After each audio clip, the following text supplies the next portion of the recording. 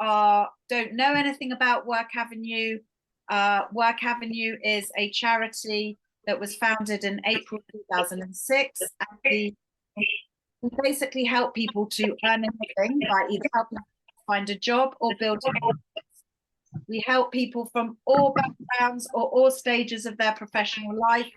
And back in 22, we've helped over 2,000 people. And last year we helped 2,000 people in 2023.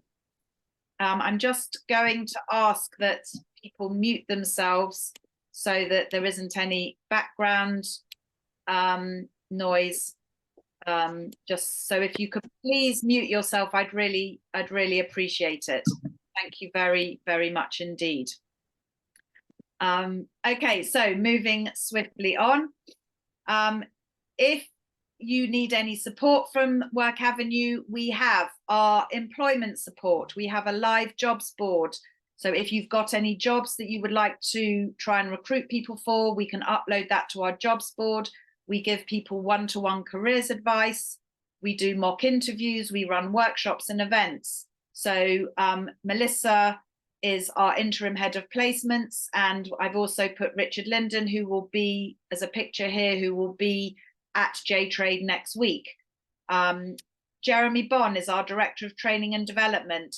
We run subsidized training courses, and we can also support you as a business with subsidized rate services to help with graphic design, designing adverts, website design, bookkeeping. Please call him if you have got somebody, if you've got a project and you need somebody to help you with that project. Myself, Joanna Sadie, I head up the business team at Work Avenue. We give free one-to-one business advice. We run business workshops and events. We run peer-to-peer networking events. And we also are a registered provider of government startup loans. And finally, Talia is our building manager.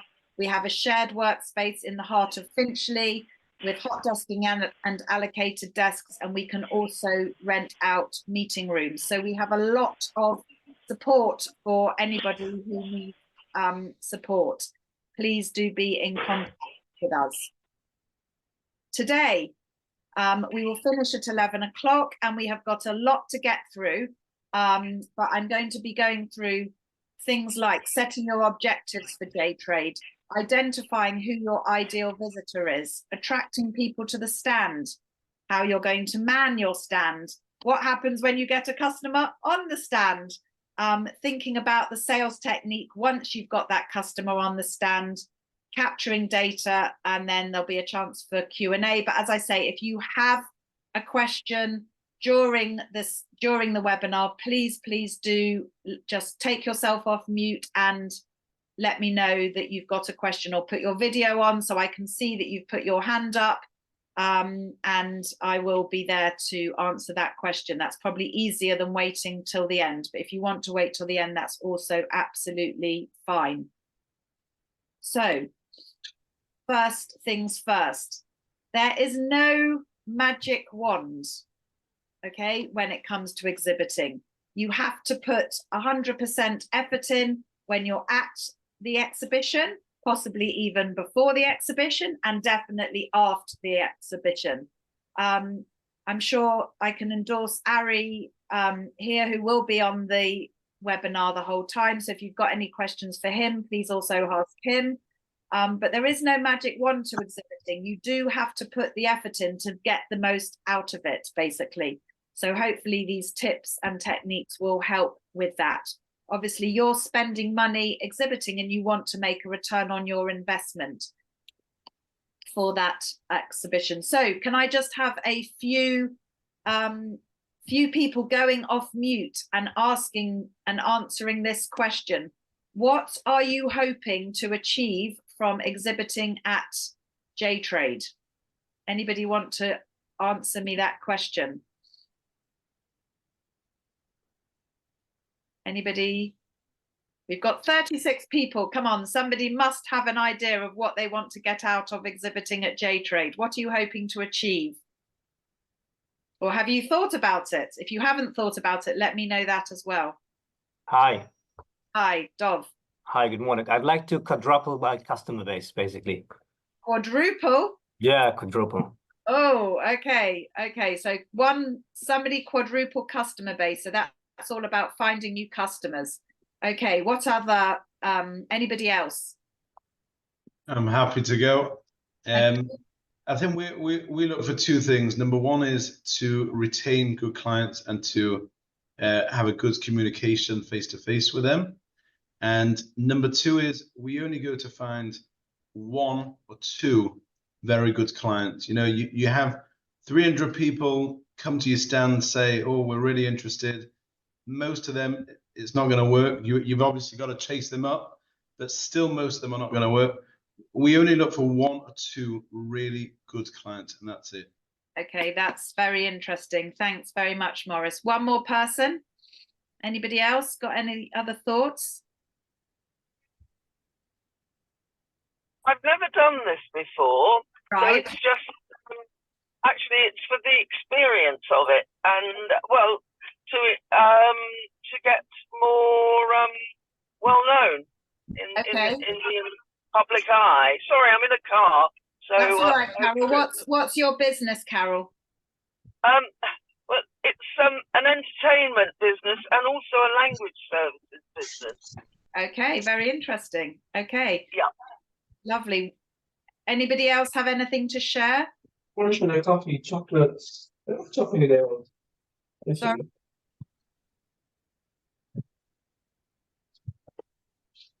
Okay, so look, what I would suggest is to set objectives, but I'd actually suggest making them what I call SMART. So I don't know if anybody's heard of a SMART goal, but I would try to make sure that your objectives are realistic. So quadrupling your customers might be challenging. Maybe it's not. I don't know what business you're in, but I would say quadrupling your customer base is a very high goal to try and achieve. What I would say is again, depending on your business, and finding, it's about the leads, because obviously unless somebody's going to be able to buy something from you at the show, it's all about raising brand awareness, like Carol was just saying, raising your profile, to then get people that are interested in your business. And then you've got to go and make sure that maybe you've given them some awareness about what you do, your business, but then it's down to you to actually follow those leads up in order to acquire them as a customer. Obviously, it will really depend. You might be able to, you might very well be able to sell something there and then. Could I please ask that people put themselves on mute, because I can just hear some background noise. So I would really, really suggest that you set some objectives with your stand. So, and make it SMART, so specific, make it measurable. So Morris was just saying he's looking to acquire 1 to 2 good customers. That is measurable. It's also achievable and realistic, and then it's the time focus is, again, think about not a customer lead, think about how quickly to think about how quickly you want to follow that up. Okay, so please do think about that as you're going through. Set an objective as to what you want to achieve from exhibiting at J Trade, and make sure that it's achievable, realistic, and you could measure it so that you know whether that's been a success. Any questions on this? If anybody's got any questions, please let me know. So, point number 2, who is your ideal prospective customer? Work on creating a profile of that person. Now, is your ideal customer another business, or is it somebody, a consumer, somebody from the general public, somebody from the community? Maybe it's both. If it's a business, then try to identify what business sector is that organization in? What size of business are you looking to try and target? What department within that business are you trying to target? Where is that business located? What does that business do? How do they generate their customers? Really try to create an avatar of who your ideal customer is, so that you know instantly, as Morris very succinctly put it, thank you very much, Morris, you've got 300 people. Ari, how many people have we got coming to J Trade, just out of interest, so far? So we have last year we had around 4,800 in total, but we're expecting this year, because of the location, even more, because it's quite a good location. Okay, great. So you think at the exhibition, let's say we've got 5,000 people. There's no chance that all those 5,000 people are going to come onto your stand. So you have to think, who is the ideal person that I would like to get onto my stand? And you have to whittle those prospective customers down. If it's a consumer, if it's a member of the general public that you're looking to get in touch with, again, think about what's the profile, what's the age, what's the lifestyle, what's the income, is it a man, is it a woman, how old is that person? Really try to narrow down who you are ideally looking to talk to. In any business advice meeting that we give when somebody is trying to set up a business, one of the most important things when you're communicating from a marketing point of view, from your website perspective, at an exhibition, in sales, is to really understand who your ideal prospective customer is. So please do have a think about that and create. Has anybody got any questions about creating an ideal customer? Because I can't kind of tell you how important that is. Have a think about, if it's, let's say you're talking to you want to talk to property developers. What size of property developer? What kind of property do they develop?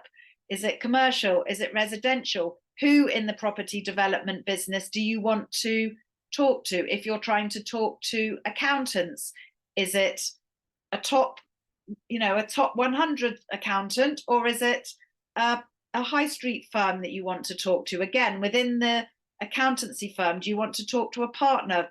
Have a think about who that person is. Any questions at all on target audience? I can see we're not going to have too many questions, but that's fine. You're welcome to answer them or ask at the end. Okay, so a decision maker. What makes a person the decision maker? There are 5 criteria that make somebody a decision maker, and it just so happens to spell out the word woman. So can I ask you a quick question, just going backwards? Please. How would you suggest any ideas how to attract the correct business type or people that you want to come to your stand, to without you having to nitty-gritty everyone? Any ideas you can offer? So yes, Ari, I presume you're not doing any marketing before to the attendees before the exhibition, or are you? Is there going to be like specific emails to the attendees before they attend that the exhibitors could do any marketing before that? No, so our database, what we have, we usually don't give out before the show, so I can't give it out, GDPR stuff. So okay, so I think you just have to make your stand and Morris and the people on your stand as it's as clear as possible that you're trying to market to specific maybe industry sectors or specific types of people, or make it very, very clear, obviously, in the stand, the visuals of the stand as to what you do. Because I can just see here on you've got EPC National. So again, what does EPC National do? We provide EPC's national energy performance certificates. Okay, so again, somewhere on the stand, you want to make sure this is who we do EPCs for. Is it the general public or is it businesses? Again, try to make it very clear so that then if somebody's, you know, that's not relevant to them, then they pass through. And again, or we're going to talk about engaging people and attracting people to the stand. Maybe that's a very quick question that you ask. Are you looking to do this, and get a very quick answer so that the people that are, you can grab onto the stand as they're going past. Does that make sense? If there's anything you can do with the visual layout of the stand, then I'd say that was something you should think about. So back to the woman who is the decision maker. Any guesses what the W might stand for? So the W stands for, in terms of a criteria, somebody that wants something. Okay, they've got a want. The O stands for is opinion. Okay, so in a business, you might have a few people that have an opinion that is going to be influencing the decision. So who has the opinion? Think about the different people that have to make an opinion or have an opinion about buying something. Okay, let's have a guess as to what the M stands for. What does everybody have to have in order to buy something? Money. Money, exactly. So they have to have the authority to sign off the budget. They have to have the money to buy something. Any guesses to the A? So this is the authority to make the decision. So it's a bit like number 2. They have to have the authority. And number 5 is they either want something or they need something. Okay, there's a problem and they either need it or they want it. So there are your 5 criteria, and I've saved this screenshot, so then I will be able to send it to you after the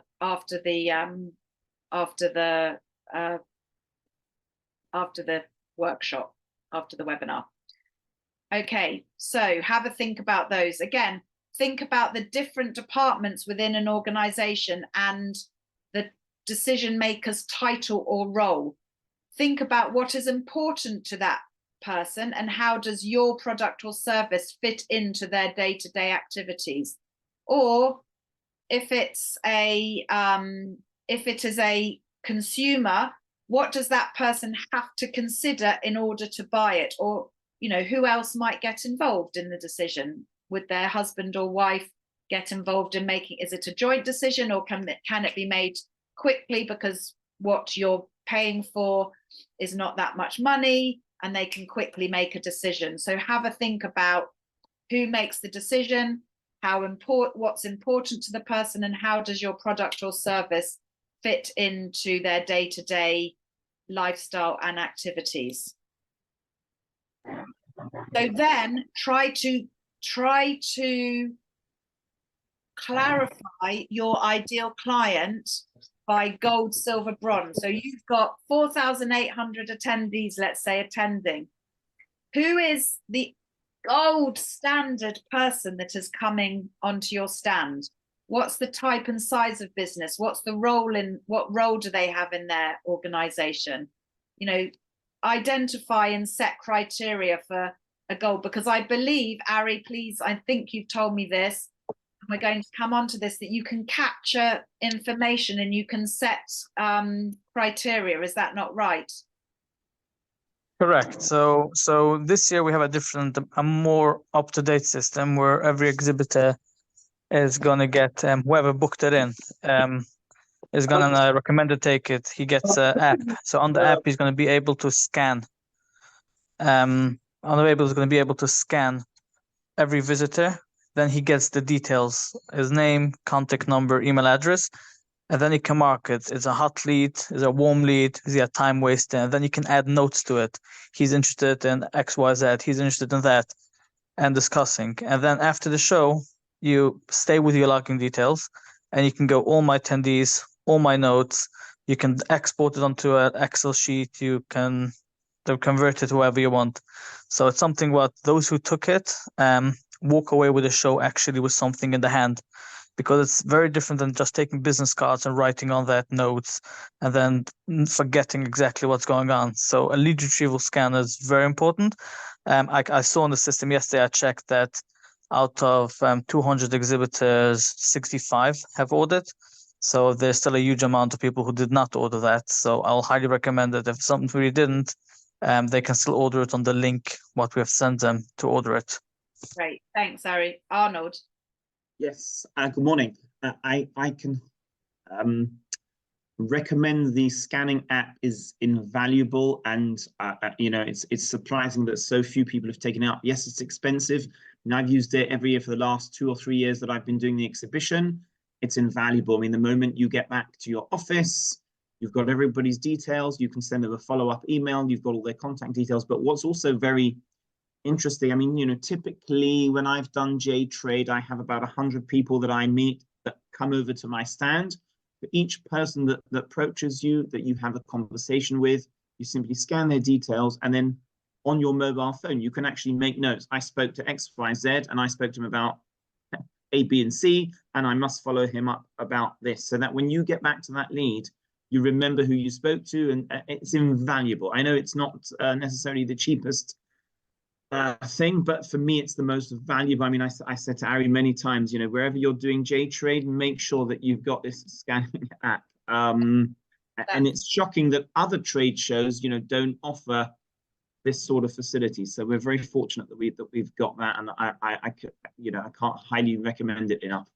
Thanks, Arnold. That's great endorsement for that. And also, as I say, so as Ari said, you're now able to say whether this is like a, you know, an ideal customer, it's a gold type customer, whether it might be not even bronze, it's just a time waster. So then you can decide whether you want to actually engage in emailing them after the show. And I'd probably say don't engage with everybody. It's no point engaging with people that aren't going to be your ideal type of customers. That's just wasted data that you're going to try and engage with. Only engage with people that, you know, might be able to buy from you, might have reasons to collaborate with you. So do have a think before next week about what your ideal client looks like, and set criteria for what your ideal clients look like. Have a discussion with other people in your business to make sure that you do that. Okay, so here we've got the 5,000 attendees. Probably not all 5,000 will pass the stand. I don't know what percentage pass all the stands, and then you'll get the people on the stand. And what you're looking to try and do is move as many of those attendees to get to the stand, and many passing the stand onto the stand, because often when they just pass by, you're not going to know whether they're the right person or not the right person, unless you very clearly, as we were discussing earlier, very clearly on the stand make it clear who you're trying to attract. So, you know, you've got 5,000 people in the Alexandra Palace. You've now got to try and make the most of getting them onto your stand, or the right people onto your stand. So, big question, how are you going to generate interest? Okay, lots of different ways. I think Ari's going to be the person that will talk to about making it a very visually attractive stand. What you can do, I'm not going to cover that today, but making sure that the stand is attractive, that it looks good, that it ties in with your company colors. So if your company colors are pink and orange, that you have things that are pink and orange on the stand, you know, make it stand out. Don't just make it a boring looking stand. Are you going to have any promotional merchandise? There is still promotional merchandise companies where you could get branded pens, branded, you know, water bottles, whatever you want to do. Again, that is expensive. So if you're going to use promotional merchandise, please make sure that it ties in with you as an organization, that it's relevant to your organization, and that people aren't going to just put it in the bag and throw it away when they get home, because that is really a waste of money. Remember, the whole point of merchandise is that when they get back to their office or to their home, they use it, and then your name is there while they're in the office, so that they can remember who you are.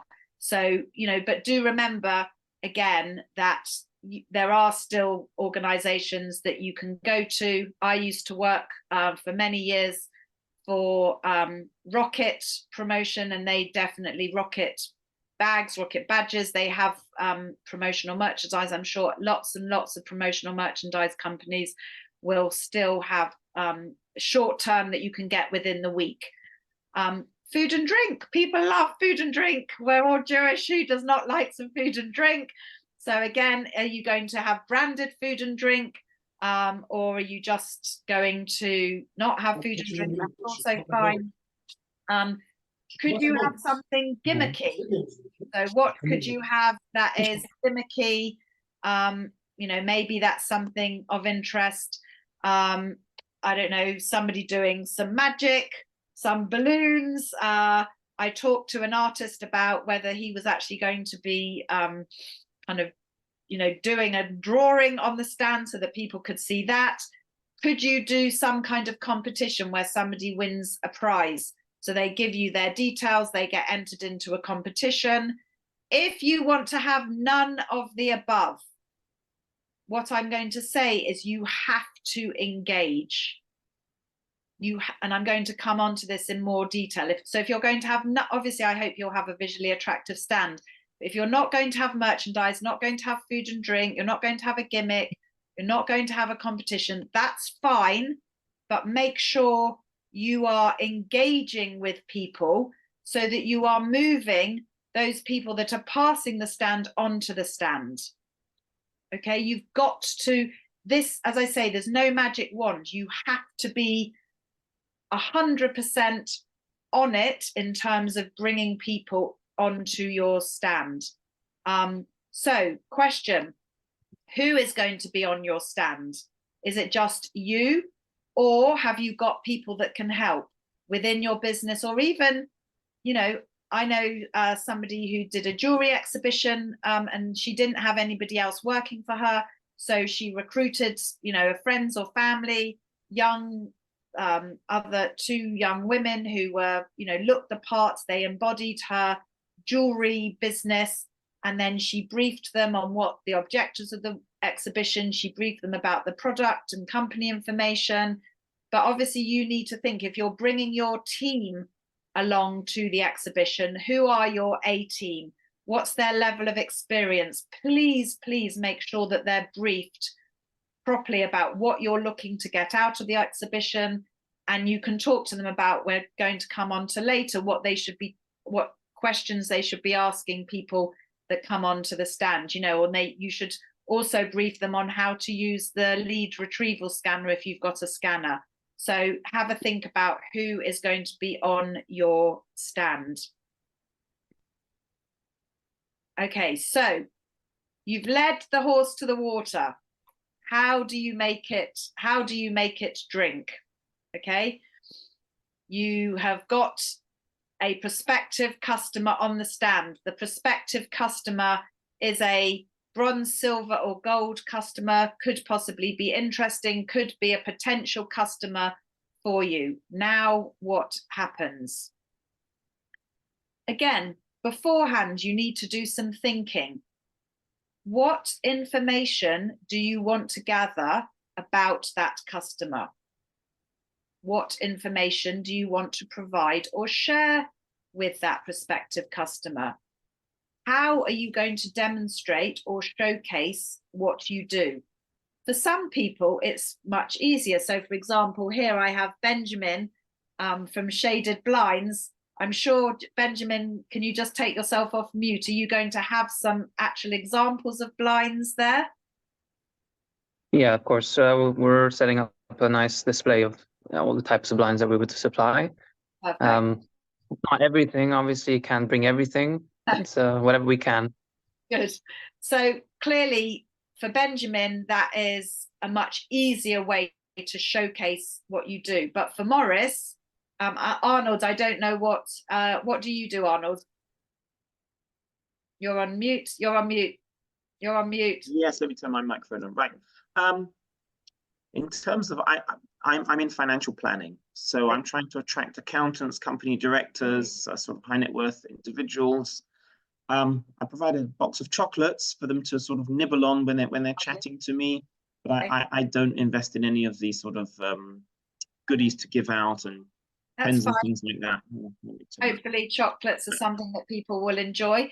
But what's harder for yourself and also for Morris with offering EPC certificates is showcasing what you do. You know, so you have to think about how you're both going to demonstrate and showcase what you do. Yeah, the stand I've got is made by Modex. I've used them every year since the beginning, and I give them a movie file. There's a screen, there's a monitor on sort of on the back wall, and I put about 5 or 6 different captions that sort of rotate through. So as people are walking past, if they haven't got my attention or I'm talking to somebody else, those 6 captions rotate on the screen. They can get a flavor for the sort of things that I can help them with. Good, that's really good. That's great. Thank you. Anybody else have any questions or you know, or want to showcase what they've done before or explain to other people what they've done before to demonstrate what they do? Anybody else got anything that they can share? Okay, no problem. Just please have a think about that before you go onto the stand, before you exhibit next week. Very, very important to know what you want to gather, what information you want to gather about a prospective customer. So please, and then the final question, which we're going to come on to at the end, what's going to happen after the show? What are you going to do with all of this information? You know, so, and understand who you want to engage with after the exhibition. I always say when you're talking to a prospective customer, you have to put yourself in their shoes. You always have to think when you're selling, when you're trying to engage with somebody, think about it from their perspective, not from your perspective. Because that client is going to have a need or a want, like we said before, okay? And they need to find a solution for that need or want, okay? So there's going to be your product or service, but there's going to be plenty of other products or services that they could engage with. What you want to happen is that you are the solution that the client goes for. So just make sure that you're putting yourself in their shoes and having a think about what their needs might be. Okay, what are their problems? What are their issues? What might their business objectives be? Why might they be looking for a solution to these problems? What are the alternatives to your products or service? Understanding who your competitors are and where you fit in the marketplace. And sales, believe me, my background is sales. I started off selling at the independent newspaper. Sales is simple. It's definitely not rocket science, because if I can do it, anybody can do it. But it is also not easy, because you've got to get to really ask the right type of questions in order to understand those clients' needs and problems and issues, and then make a relevant sales pitch, and then get down to the next steps. So the way you go about that is by asking questions. If you think about making anything, making a cake, for example, a birthday cake, in order to make a birthday cake, you need the ingredients. You need the flour, the chocolate, the eggs, the sugar, the icing, you know, everything, icing sugar. And in sales, the questions are your ingredients. So you've got to really make sure that you've got the right questions ready. So I would suggest now that you think about 5 things, or just, it would actually be really nice if we could just have some people shouting out some things that you would like to find out. What information or what do you want to find out about your customers? So could people just unmute themselves, and I'll try and get a list of 5 things just to give people ideas.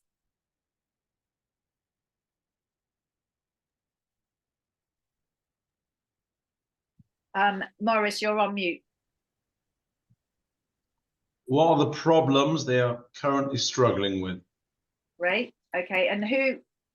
I'm just going to cap it. What are the problems that you are encountering? What did you say that you are encountering?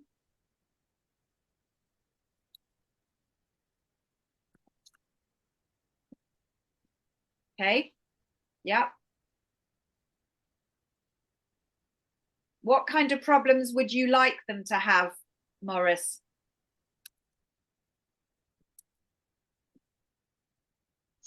Hard to say in a public, but I think there's always, in every industry, there's different things. There's speed, there's looking after the client better, being on top of things. In every industry, there's something different. Okay, so maybe at the moment they're getting slow service from their existing supplier, so they need somebody that's a bit more responsive. You know, so they're thinking, oh, that's a real issue. I wish I could find somebody that would deal with me better. Those are the kind of things that you want to be able to find out. Okay, thank you, Morris. Who else? Number 2. What else would you really love to find out? If I could give you that magic wand, what else are you looking to find out about your customer? I'm going to be blunt about it, but as a financial advisor, the most sort of valuable clients to me are those with cash, either in their pocket personally or in their company. So that's what I would like to find out from people visiting my stands. Okay. And again, so you need people with cash, but what else would you want to find out about them? What the hot button is, what exactly is the need that they have that I have the potential solution for. Okay, so maybe what lifestyle they're looking for, or if they want to save or something, would that be right? Yeah, typically, is there a particular tax that's threatening, you know, that's posing a threat to them, for example, the inheritance tax? Yeah, okay, great. So that's really what you're looking for, is, you know, have they got those kind of problems? Okay, number 3, anybody else want to? Yeah, I've got one. Thank you. Yeah, how long have you been in business? Okay, so why was that important? Because, well, if they've been, let's say, 3, 4, 5 years in business, the chances are a bit similar to what Arnold was saying. That means they've got the resources to spend. Okay. I mean, in my particular industry, which is the marketing and branding, it's normally try and look at companies that have, you know, attempted to do whatever they've tried to do. You know, they've sort of got at the startup stage, they've done things fairly cheap just to get things going, and now they're at the stage where they need to, you know, sort of boost it. So that's why, you know, I think it applies to most companies. You know, if someone's a startup company, then they're kind of possibly looking to do things on the cheap. Yeah. You know, even in Arnold's case, you know, if a guy's been, let's say, 5 years in business or more, then they're more serious about doing business. Yeah, thank you very they much. also know which direction they're going. Yeah, good point. Okay, number 4, what else? Anybody else?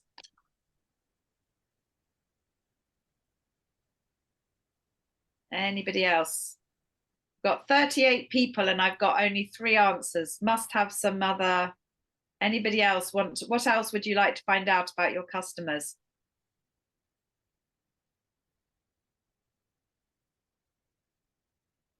No? Well, look, as I say, please do have a think about what you would like to find out. Okay, really important to be clear about what information you're looking for. When you're talking to a customer, a prospective customer, the most effective questions will be open questions at the beginning. Who? What is, what do you do about this? When are you looking to do it? How do you go about this? Which, where? Why can be a bit aggressive, so be a little bit careful about that. But those are the best type of questions: the who, what, why, when, where, which, and how, all used for gaining information, rather than would you do this? What you don't want necessarily is a yes or no answer.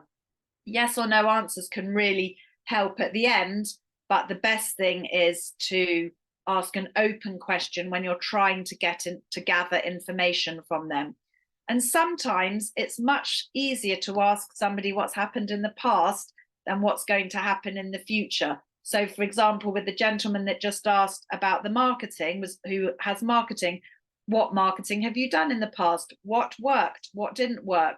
Rather than, what are you looking to do? Unless you ask a question around kind of what they're hoping to, what products or services they're hoping to market, and how that's worked. So think about questions in the past as well as, and ask simple questions. So, for example, question themes might be the challenges and problems, a bit like Morris said. What challenges or problems are you facing in your role or in the business right now? Who in the business does what?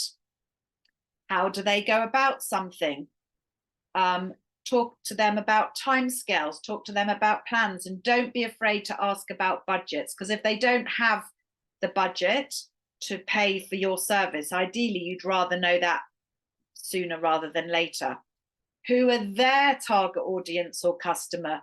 And then don't forget that, if you're not going to take the lead retrieval scanner, which Arnold was endorsing, that you must get their name and the role of the person, if they have got a role within a business, their company name, their website, if they've got a website, their email address, and their mobile number. Really, really key things. I remember once when I was working with that promotional merchandise company, I'll give you just a quick example, that we got an inquiry from Coca-Cola. So everyone was highly excited. Oh, we've got an inquiry from Coca-Cola. We thought the fortunes of the company were going to change overnight.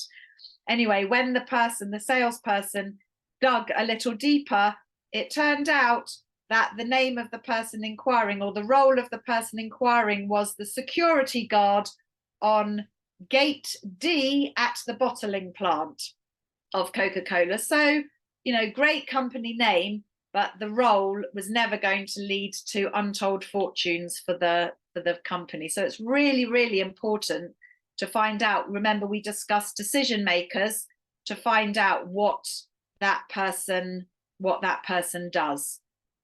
Really, really vital, and capture that information. And questions, I've got, have a think about what questions you should ask. And if you're bringing other people onto the stand, make sure that they know about the questions that you want to ask. So here's some examples. Start simple. What brings you to J Trade today? Who do you work for? What do you do for the company? What are you looking to find here at J Trade, or who are you looking to meet? This is a closed question, which is what you want. Are you familiar with what we do here at your company name?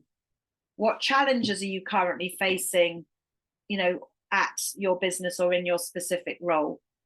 Can you tell me a bit more about the frustrations you encounter with ... How do you currently deal with the problem? What would an ideal solution look like for you? would you be interested in seeing how, you know, your product or service can help you achieve X, Y, Z? And then if you're showing them, while you're showing them something, if you've got a demo, you know, how does what you're currently using compare to the product or service we offer?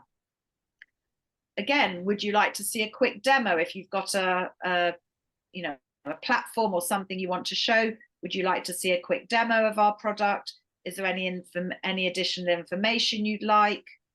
So those are the kind of questions that you might, but there'll be loads more. And by the way, please use ChatGPT, use a generative AI tool to think about more questions that you could ask.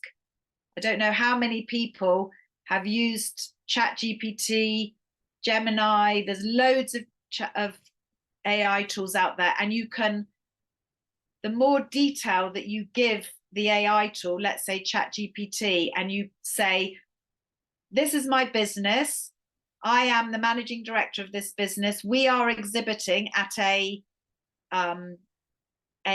trade show which focuses on, let's say, property and the property industry. We are looking to engage with, and then put in who you're looking to engage with. Please come up with some questions that we can ask prospective customers on the stand and give it as much detail as you can and see what questions it comes out with. You don't have to use necessarily your own thought. It's really absolutely mind-blowing what kind of questions, and maybe it's not the perfect question, but it will give you some stimulus to work with. Has anybody got any questions about using ChatGPT to help you do that? Or has anybody, if you can ask me at the end if you want, but I'm very happy to help to show you how you can do that if that would be helpful. Highly recommend using that to help you think of some questions. I think the key thing that I do, going back to that A team, is if you've got people on the stand with you, make sure that you share with them the kind of questions that you're looking for them to ask potential customers as well. Okay, and again, make sure. Yeah, please. Hi, sorry. We're going to be exhibiting in the art section, hopefully. Good. And I'm just not too clear on the type of questions we're supposed to be asking, because it's less about getting to know the customer and more like if they show interest and they like a piece of art and they say, oh, I really like that, how much is it? It usually boils down to the money. So what tips could you give us to be able to sell those paintings or copies of those paintings in a way that's still respectful and getting to know the customer? But I'm just not managing to apply your suggestions to our stand. Yeah, that's very fair. Thank you for pointing that out.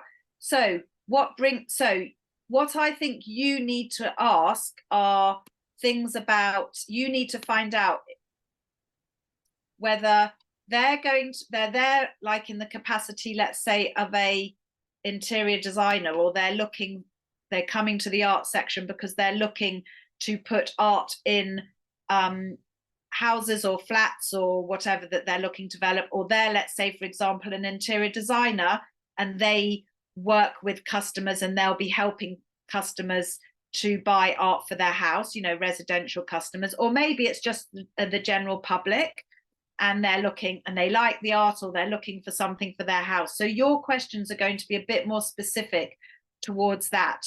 You know, what kind of art do you have in your house right now? Have you got a particular space in your lounge or dining room, whatever, that you're looking to fill? What kind of art, you know, what kind of art do you have at the moment? What do you like? What don't you like? Are there particular colors? Does that help? So you're asking more personal questions. So very, very specific for them to help them make a purchase. Exactly. Right. Okay. And you could even say, you could even say, you know, I said ask budget questions. You know, what kind of budget are you looking to spend on art? Because if your art is, let's say, over £1,000 and they're only looking to spend £50, then they're probably not the right person for you. So you want to try and ask that as well. You know, if you're looking to purchase art, what kind of budget do you have for a piece of art? Does that make sense? Yes, it does. Thank you. Thanks for that. I think somebody else had a raised hand. I did want to add that on the mobile phone app, you can practice. You can say, hey, I'm going to J Trade. Let's practice. And you can have a conversation. You will. Yes, I mean, sorry, and that, which app is this, on ChatGPT? ChatGPT app. Yeah, you can. Very good. Thank you. Thank you very much. It is very, very clever. Again, Micha, you could put into ChatGPT, I'm an artist, I'm exhibiting this as exhibition. You know, can you help me think of questions that will help me to understand? But I'm very happy to talk to you about that again at the end. Any other questions around that? No? Okay. So yeah, these were more business to business questions rather than business to consumer. Okay, other top tips. Smile. Please smile. Please make yourself welcoming. Make eye contact with people. Don't, if it's just you, don't sit behind your table with your arms crossed or just working on your laptop. You know, stand up. So let's say your stand's here, you know, stand up, draw people onto the stand. You know, your legs should feel like you've done a 10-mile walk by the end of J Trade. You know, you should be standing and engaging. If you've got someone else on the stand, do go and meet the other exhibitors. I think, you know, that's also really important. But you've got to get up and engage with people passing by, draw them onto the stand, because if you don't, somebody else will. So please be as engaging as you possibly can, and smile, and remember body language and tone of voice. How can I help you today? What are you here? We've got that first question. What brings you to J Trade today? What are you looking to find here at J Trade? Those 2 or 3 questions at the top are a really nice way to bring people onto the stand. How can I help you? You know, are you looking for this? Those kind of questions. Because if they're not looking for financial advice or EPC, then actually you do want them to pass by. But if, you know, would understanding more about EPC assessments, would that be of interest to you today? If it isn't, then let them pass by. If it is, then great. Okay. So those things, what brings you to J Trade today? What are you looking to find here at J Trade? Those are 2 great questions. Benjamin.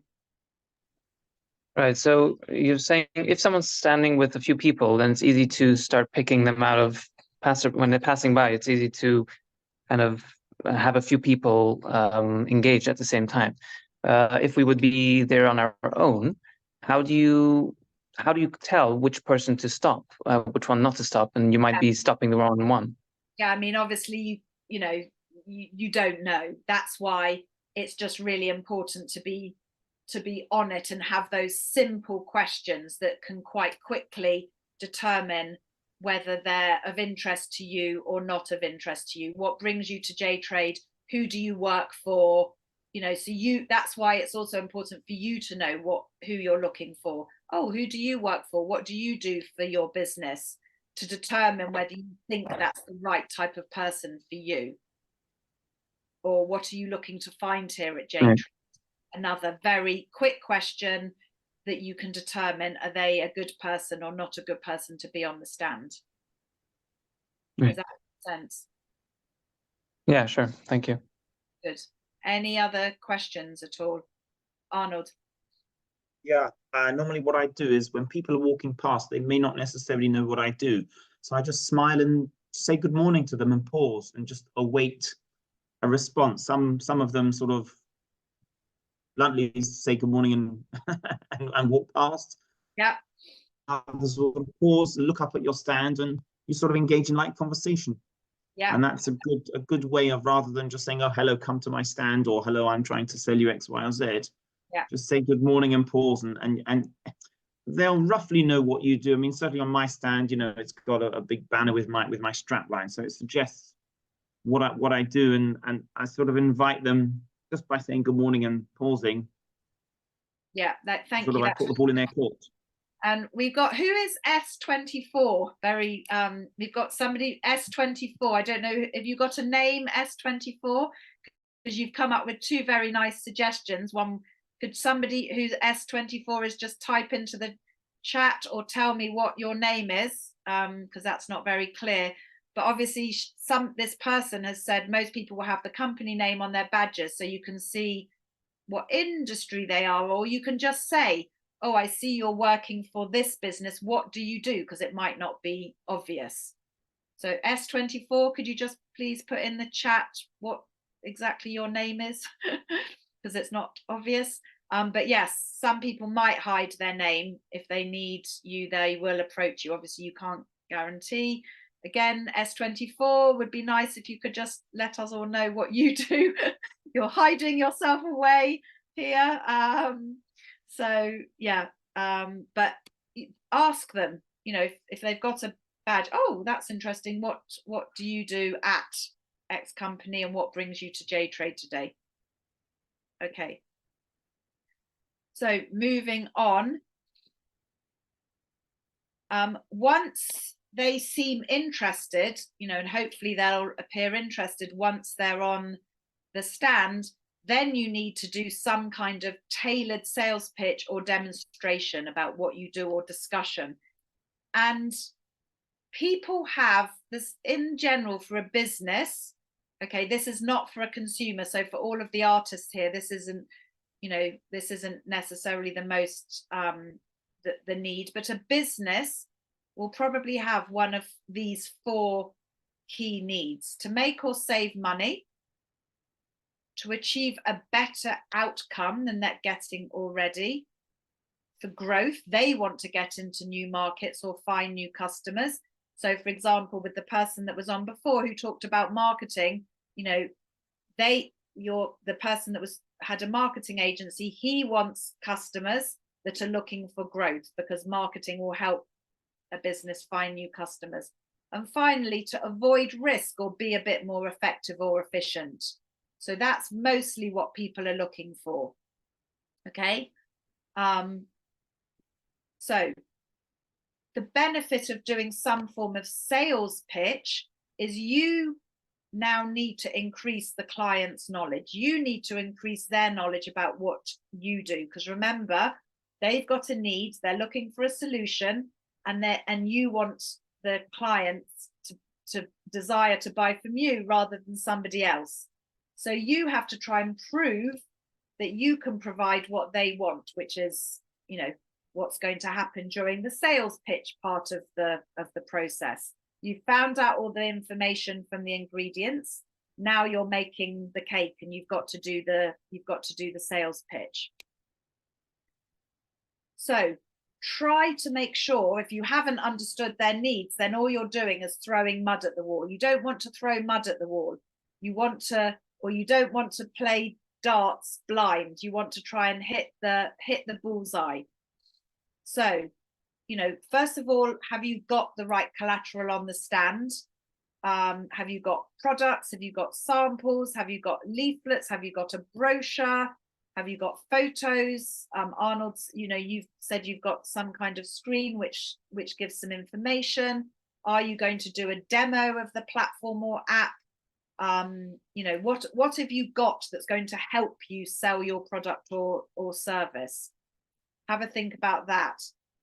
And then you need to link the challenges, the problems that they told you about your organization, and how that fact can help the client. So, I mean, we're going into kind of the nitty-gritty here of sales, but let's just use Morris's example. Okay, so you told me just earlier that you were really having problem with your existing EPC supplier, that they were very slow, they weren't giving you the reports quick enough. So, you know, so you're really looking to find a new supplier. let me tell you a little bit more about EPC National. We are and then you start, we guarantee with any EPC assessment that you get it 24 hours after the assessment has been done. You'll get a full report. Therefore, you can be assured that by moving to EPC National, we can help you with the speed and the responsiveness and the quality of the EPCs that you're looking to get. So that was just a very quick off the cuff, but hopefully you can see that you've identified the problem and then you're matching the problem that that person have and how you can help solve it, and then turn that fact back into the benefit for the customer. Does that make sense? Has anybody got any questions about that? Okay, as I say, I'm not running a sales training. We do run sales training at Work Avenue. I believe it is the 24th of June, but it's all on our website, which is after J Trade. But if you do want more sales training, we will be running a sales training workshop at Work Avenue. This where we'll touch on all of this in more detail. But just for the exhibition, try to demonstrate what you do and how you help, having got the information from them. And that, as I say, that might be because you're doing a demo or so let's say for Benjamin, for blinds, what kind of blinds do you mostly look for in your, what kind of blinds do you look for? What kind of properties do you place the blinds in? What kind of quality are you looking for? What kind of price? And then you can take them to the relevant blind on your stand. Let me show you the blinds that will be most relevant for you and why those, these are the blinds that are most long lasting. So I would suggest that these are the kind of blinds you go on. Therefore, you can be assured that any blinds that you place in your property are, the most they'll give you the best return on investment. Benjamin. Right. Would you say it's a place to educate the customer, or is this more of a place to just ask the questions and then lead them to a sale? I think. Or is educating going to be wasting time?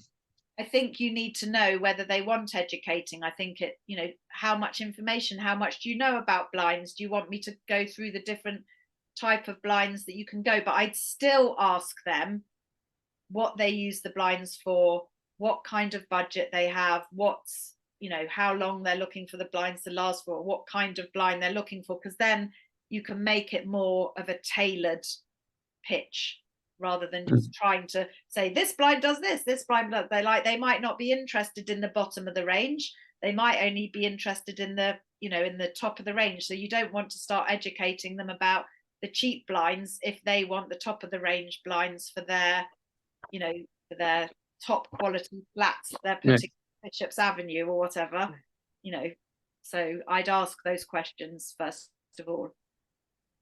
Does that make sense? Yeah.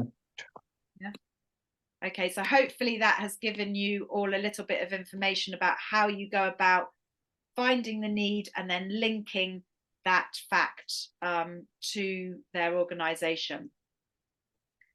And then you need to move that forward. You need to move. It's like you're playing snakes and ladders, or you're on a game with your game. You have to take that detail, gather the information. Then what do you want to do? Do you want them to buy something there and then? Do you want to maybe book a meeting with that person to find out more, after the exhibition? Do you want to send them a proposal or a quote? Do you want, as I say, do you want them to buy something there and then? What action do you want that prospective client to take? Because you've got to now get there. So questions that you could ask to move that forward. I see that you're interested in finding out more. Why don't we go ahead? Today's probably not the day where we've got enough information. Let's go ahead and book a meeting in the diary. And then maybe you've got your calendar or your phone. Would Wednesday or Thursday work best for you? Or if I can ensure we could deliver XX blinds by that date, would you like to go ahead and place, or should we send you a quote for those amount of blinds? Think about what that next step will be, or at least ask, how else can I help you? What information would you like from me after the show? Let's discuss next steps. Ask that closing question. Okay. Poczto, any security on your right, Sado. I'm in 50, by the way. Any other questions on closing at all, or the things that you can do to move that forward, to move that interaction forward? Or are we all right with that? As I always say, it's no point doing the whole sales process if you haven't then tried to move that. You're looking to get to the end of the game board, okay, and be the winner, as it were. So now we're talking about following up. It is no point in spending the money and investing in exhibiting at J Trade, meeting with interesting new or existing contacts, and then not doing the follow-up. Not only is it a waste of your money, it's also a waste of your time and theirs. Okay, so think about what was the outcome of that conversation that you had. Again, use that lead retrieval scanner so that you can export the details onto Excel and you can decide what you want to do with it.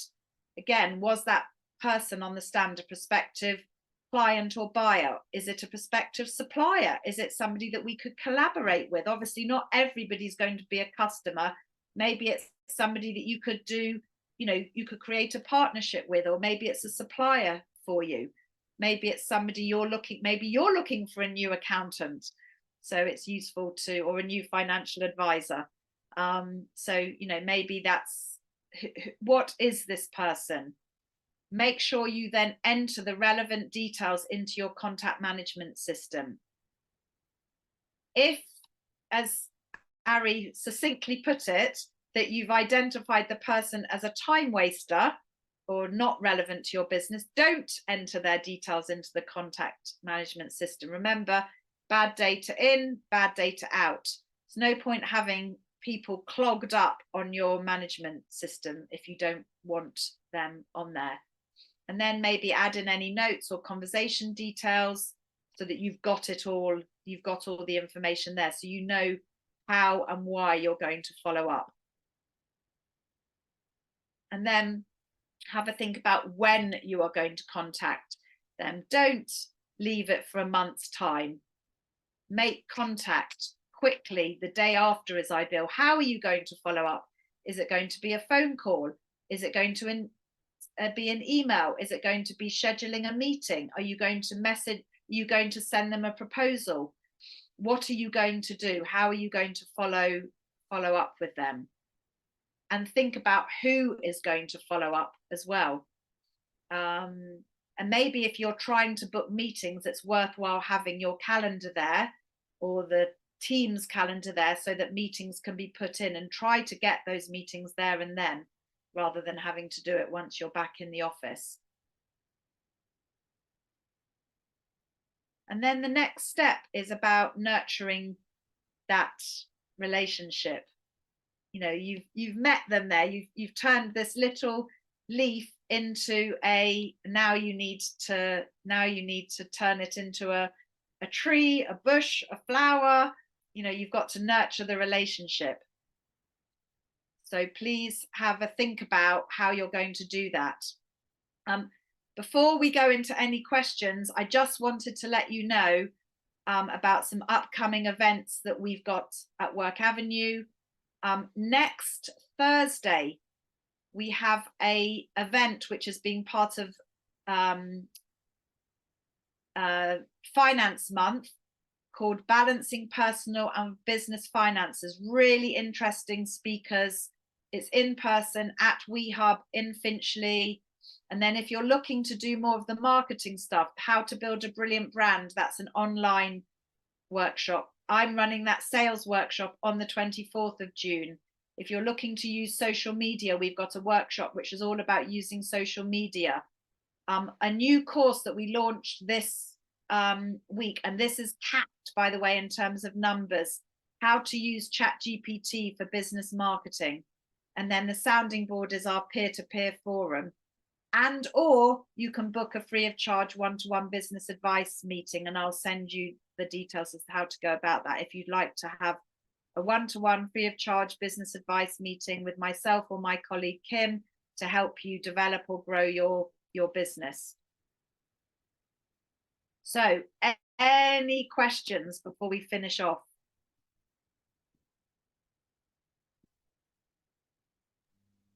Hi, Joe. I've got a question, if that's Thanks, all Paul. Yeah. right. Just in terms of a recommendation for, so we've prepared some leaflets and sort of business cards and some little bits and bobs like that. Yeah. And it's very hard to estimate scale on that. Have you got any advice sort of how many leaflets to print, how many sort of contacts that we might expect and sort of? Okay, thanks, Paul. I mean, I know your business because Paul is a fellow WeHub member, so he works out of our shared community space. And if you don't mind me saying, do you mind me saying what you do, Paul? No, please. Is a structural engineer. So Paul is a structural engineer. So I would say, you know, if Ari's saying that last year there was 4,800 attendees, I definitely don't think you need 4,800 leaflets. Arnold or anybody there, can you give an estimation? I mean, I would say, yeah. I will say he shouldn't print. I always recommend people don't print more than 250 to 500. Not everyone takes a brochure. Not everyone walks away with it, and people who print thousands just to walk home with a whole box. So you can print 500, you put out 250, then in worst case scenario, you just take it home and you keep it for other meetings you're having, so it doesn't go to waste. But definitely don't print more than 500. And I would say that you try to make sure that that leaflet could be used at other. Correct. So don't put any J Trade wording on it or 2024 or the date. Just keep it very original from your company and put it out like this when you come to other meetings during the year. You just give it out to them. Does that make sense, Paul? Yeah, I think seems a sensible number. That 250 to plus seems sort of a reasonable amount. Yeah, I mean, obviously your organization, you know, what you do is quite specialized. So, you know, again, it's even 250, you've got to think, are there going to be 250 people who are going to need structural engineering? Ari would know that better than I would. But you know, that's hopefully a construction event where some people are building some stuff, so we'll find out. Exactly. Yeah, exactly. Well, you will let me know after the show. Yeah. And so somebody here, we've got Sam's PCC, what to answer when he asked you for a price? Is it advised to give prices on the spot? I think it depends what you do, Sam. I don't know if you're still on this meeting. Can you tell me a bit more about what you do? And then Ari, there's a question for you here from Morris. If a stand has multiple staff, can each person's scanner show which member has scanned? Correct. So this year we have changed it. So it used to be that every individual person had to have his own scanner or her own scanner, and it worked out if people had 4 or 5 staff, it cost them £600-700. So this year we've changed it. So basically, it's a one-off payment for 175. So your company gets our login details. So anyone in your company can download the same app and log in. So you can have as many people on your stand logging, putting notes, and then you get one full database in. And you can also make a note that Ari spoke to this client, Benjamin spoke to this client, Paul spoke to this client. I guess, you know, oh, you've spoken to him, so you can make a note on that as well. So it's one app, it's a one-off, and you can have as many people as you want to just to scan as much people you want. Thank you. Morris, has that answered your question? Yeah. And so Sam, you sell paint for painters and decorators. Okay, look, again, I'd ask those questions a bit like I was talking to Benjamin about his blinds, you know, what kind of, make sure that if you're giving a price that you know it's, you know, it's, I don't know whether you can sell something there and then. So it would be, you you know, how much paint do you use, what's for the project, what type of paint, what quality, you know. I'd say you, if possible, yeah, you can say to them, you know, what's your kind of budget, what do you spend on paint. Definitely you can give a price, but if you don't want to, you know, then that's also your prerogative, and you could say, why don't we give you a quote, but I need to get more detail from you so I can give you a proper quote. I wouldn't just be throwing prices out, because I think you need to give the right price to the right person depending on the type of paint that they need. I hope that makes sense, Sam. You can take yourself off mute if you want to. And Shanna also asked about promotional items quantity. Again, Shanna, I'd say exactly the same to you as Paul asked. If you're going to produce promotional merchandise, make so that you could use it at, you know, for other events that you do or other exhibitions you go to, or some, you know, like Work Avenue, for example, we have promotional bags, we have promotional pens, promotional merchandise, we use it throughout the year. You don't want to have something that says, has a pen on that says J Trade 2024, because otherwise you can only use the pen for that. So if you're going to do promotional merchandise, it, you know, again with quantity, again, Ari, I guess what, no more than 250, 500 quantity. Again, it's what you can afford. Does that make sense, Shanna? It's what you can afford. So if you speak to a promotional merchandise company, if 500 is not much more expensive than getting 250, and you think you're going to use that promotional merchandise throughout the year, then you might as well get an extra 250. Hopefully that makes sense. I'll just add as well one point. You have mentioned it before that not everyone needs to give out what others are doing. Yeah. So the first, when someone sends an inquiry for us, we would like to book a standard J Trade. My first question on the phone is, why do you want to join J Trade? What's the reason you called us? And we have very interesting conversations. And what I've realized is that every person comes for a different reason. Yeah, someone comes to make sales, someone comes to meet existing clients, someone comes for branding and marketing. I'm also telling the person that once you know why, once you identify why you're coming, only then you can build your stand. And you know, okay, if you're doing for branding and marketing, do something crazy. People should remember you. If you're coming for sales, have 10 people on your stand and make sure they come out. If you come here because your competition is coming, then don't come, because you're gonna be very looking at them the whole time. If you're coming there for meeting your existing clients, prepare them some sort of gift, give them something, make them feel welcome. So it's very important that not everyone needs to give out something, and if you come with it just to experience the thing, just take it in, be there, speak to people. So it's very important that people prepare to identify, why am I actually there? Because if you don't know why you're there, 99% of that people don't enjoy the show, don't come back. The people who do know why they're coming, like EPC National, he's been one of our best exhibitors. He's the first call. Let's come, let me book. I found 2 good clients, it's good. Boom, he's the easiest client done every single year, because he knows why he's coming, he's clear, and that's why he does well. Which is why I said right at the beginning of the webinar, you've got to know what your objective is. You've got to understand why you are exhibiting at J Trade, exactly like Ari said. So for promotional merchandise, Shanna, I said, I don't know what your business is. So will you use the merchandise, you know, throughout the year? As I say, you know, Ari has just said 250 to 500 leaflets. You might not need so much. You might not want to give out that amount. You might only want to give the promotional merchandise, but some people just take it. You know, they're just passing by. They're not going to be your customer just because they want an extra pen. So, you know, there's quite a lot of things you have to investigate with promotional merchandise. And it's what, as I say, you said it's not about cost, but it is about what you can afford to do and whether you'll use the merchandise again in the future.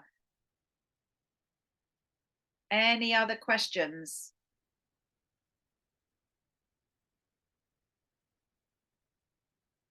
If there's anything else that Work Avenue can help you with, we will be there. We'll be delighted to meet you all face to face, delighted to help with anything that we can do, whether you're looking to employ somebody, or you're looking to get a project done, or you're looking for business advice. We really are here for the community to help you. Anything else? No? Okay, well, we're No, coming up. perfect. Thank you. Thank you so much, Anna, for doing this, for arranging it. No problem. And thank you all for joining us. And make sure to be there on 29th of May, full of energy. Again, as I mentioned as well on the WhatsApp group, we're doing our part in promoting the show. And we need the help from exhibitors as well to promote the show. Send out the email shot. It just takes a second. MailChimp. You send out the email shot to all of your contacts. Post on LinkedIn, post on social media, invite your friends and family. And every person can reach. I always say, if every person brings 15 people to the show, we're going to have 6,000 people by the show. All you got to do, every person to bring 15 people. That's the people I'm bringing to the. And I've seen, since I've asked people to do that, we've seen an increase of people signing up from 50 a day to 150 a day. So the more people are posting, the more people are sharing the links, inviting people personally. It's like a charity campaign. The more people reach out, the more people donate. The more people you're going to reach out, the more people are going to come. And we need to help from every exhibitor to help us achieve that. So we are doing our part. We're investing a lot of money and time and effort to do that. All the Jewish papers, all the media places, news and updates. But we need the help from exhibitors as well. So I'm asking you kindly, do it for us and do it for yourself. And please, could you just scan this QR code on your phone if possible, or I'm going to send the slides. So there won't be an AI companion. Who said, Morris, you said there won't be a AI companion chat, but I'm going to share the slides with you. So everybody, if we've got your proper details, we will share the slides with you. But we'd really, really appreciate it if you could just give us some feedback on the webinar that we could share with Ari to see whether we wanted to do this again for future J Trades. It really helps myself and Ari know whether it's useful. Thank you very much for those people who are saying it's helpful. We really appreciate it, but it is helpful for us to get some feedback. And enjoy the show.